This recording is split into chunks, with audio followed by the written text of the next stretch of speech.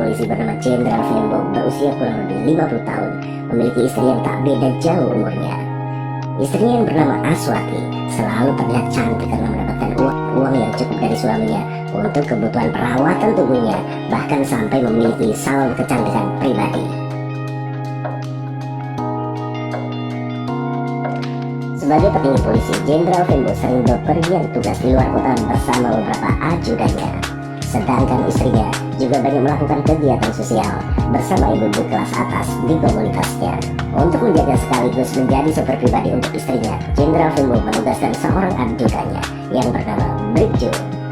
Brigjo adalah seorang polisi muda yang tegap, cekatan, dan memiliki paras yang cukup tampan. Saking seringnya sang jenderal pergi dengan alasan bertugas, sehingga jarang sekali ia menyentuh istrinya.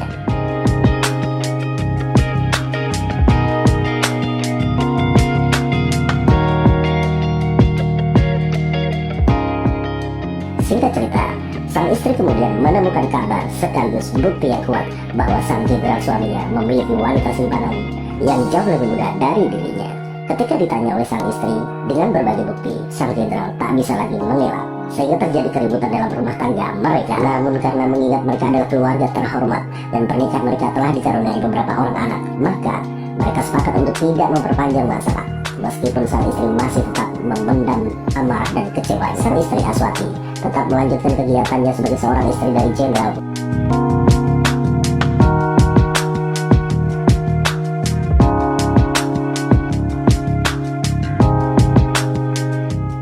Suatu hari Aswati bepergian dengan mobil diantar oleh Brigjo sopirnya. Di tengah perjalanan mendadak ia mengingat kelakuan suaminya. Aswati kemudian menangis hingga sopirnya kebingungan dan berhenti di sebuah taman. Aswati kemudian mendekati sopirnya. Dengan setengah berbisik, istri sang jenderal tersebut bercerita tentang perselingkuhan sang jenderal suaminya.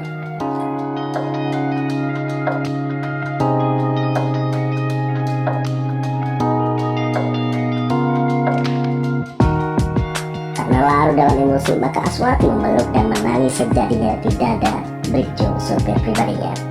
Awalnya Brigjo sangat ikut, sekaligus bingung harus bagaimana. Namun Brigjo tak kuasa menolak pelukan Aswati yang sedang bersedih. Lama-kelamaan mereka berdua merasa sama-sama nyaman. Dari situlah berawal sebuah hubungan khusus antara Aswati sang majikan bersama Brigjo, sopir pribadinya. Hingga akhirnya mereka pergi ke sebuah hotel untuk melakukan hubungan terlarang. Dalam benak Aswati, ini adalah aksi balas dendam kepada suaminya yang juga telah mengkhianatinya, sekaligus sebuah keuntungan pribadi karena ia yang sudah cukup umur mendapatkan sentuhan dari laki-laki muda dan tampan.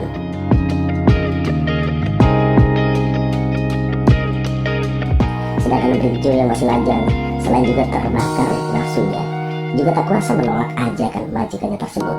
Suatu hari, sang jenderal Vembo berencana berangkat bekerja seperti biasa. Ia pamit kepada istrinya Aswati untuk melakukan tugas luar kota. Setelah suaminya berangkat, Aswati merasa ada kesempatan untuk memanfaatkan kepergian suaminya. Maka ia menelpon Brigjo untuk kembali memenuhi hasratnya di rumah sang jenderal yang cukup besar itu. Namun ternyata sang jenderal sudah mengendus adanya perselingkuhan istrinya dengan sang sopir. Pamit sang jenderal Vembo kepada istrinya untuk tugas di luar kota ternyata hanya jebakan dari sang jenderal. Sebenarnya dia hanya berputar menunggu aba-aba dari ajudannya yang lain yang sudah ditugaskannya untuk mengawasi kelakuan istrinya. Meskipun dia sendiri berselingkuh, ia tetap tidak mau istrinya juga melakukan hal yang sama. Dengan cara senyap, ia pulang kembali ke rumahnya dan langsung menuju kamar tempat istrinya berada. Sang jenderal Vembo membuka pintu kamar dan melihat secara langsung Aswati istrinya yang sedang berselingkuh dengan Brigjo, sopirnya.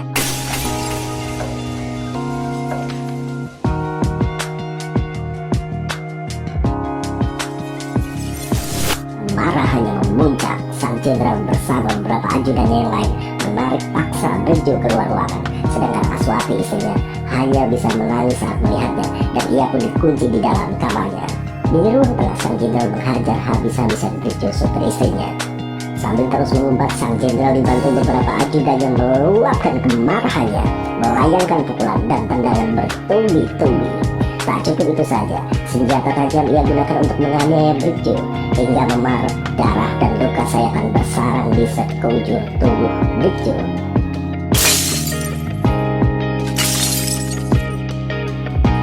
Brigjo sudah sangat tak berdaya, namun sang jenderal masih belum reda amarahnya. Hingga sang jenderal kemudian mengambil senjata api dan menembak tubuh Brigjo beberapa kali.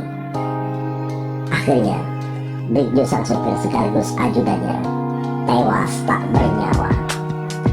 Setelah Brigjo tewas, sang jenderal diam sejenak, mungkin cukup kebingungan. Namun sebagai seorang petugas berpengalaman, ia mampu untuk tetap berpikir mengatasi keadaan. Sang jenderal kemudian memerintahkan ajudannya untuk mengambil semua hasil rekaman CCTV yang ada di rumahnya maupun yang ada di lingkungannya. Lalu bukti rekaman tersebut dimusnahkan. Kemudian ia merancang sebuah cerita kejadian, yaitu cerita pertama, Aswati istrinya saat itu sedang berada di kamar, kemudian diganggu dan dilecehkan oleh Brigjo supirnya.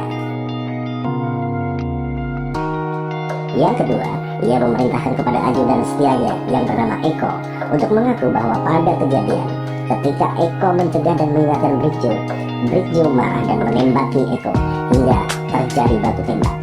Dan akhirnya Brigjo tewas akibat tembakan Eko. Eko diperintah untuk mengaku bahwa ia yang menembak mati Brigjo. Mereka kemudian membawa jasad Brigjo untuk diotopsi dengan memaksa petugas otopsi untuk mengkondisikan mayat agar sesuai dengan skenario yang dibuatnya pada hasil otopsi. Awalnya petugas otopsi menolak, namun karena yang meminta petugas berpangkat tinggi, maka 2 hari kemudian mereka sepakat untuk menurut pada perintah sang jenderal. Maka menuju hari ketiga dibukalah ke publik tentang kematian Brigjo dengan keterangan penyebab kematian sesuai dengan skenario sang jenderal.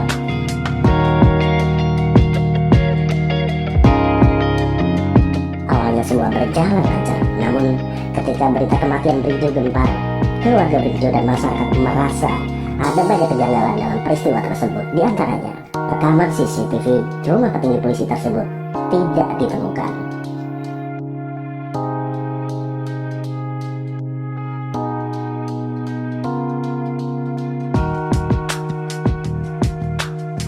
Yang kedua, handphone milik Brigjo juga belum diketahui keberadaannya. Yang ketiga, saat akan melaksanakan pemakaman Brigjo, keluarga besar Brigjo melihat jasad Brigjo dan ditemukan banyak luka memar dan sayatan yang tidak sesuai dengan berita yang dipublikasikan. Sontak hal itu menjadi perbincangan luas dan masyarakat ramai-ramai meminta pihak kepolisian untuk mengusut tuntas peristiwa dan penyebab tewasnya Brigjo.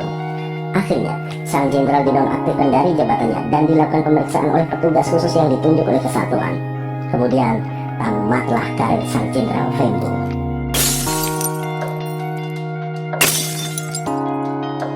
Cerita ini hanya fiktif belaka, alias dongeng yang terjadi di negara antah berantah.